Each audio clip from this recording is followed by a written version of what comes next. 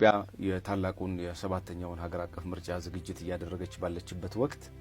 እንደዚህ ያሉ ትልልቅ የሆኑ ኩነቶችን ለማስተናገድ መታጨት እንደዚህ ያሉ ትልልቅ የዓለም መሪዎች በኢትዮጵያ መገኘት ኢትዮጵያ ለመልማት ካላት ፍላጎት ካላት የህዝብ ቁጥር አንፃር ከጂኦፖለቲክሱ አንፃር ከቀይ ባህር ፍላጎት አንፃር በጣም በርካታ ፍላጎቶች አሉ። እንደ ህዝብ ብዛታችን ከሌሎች ሀገራት ጋር ያለን ሶፍት ዲፕሎማሲ በጣም ጠንካራ በሚባል መልኩ ኢትዮጵያ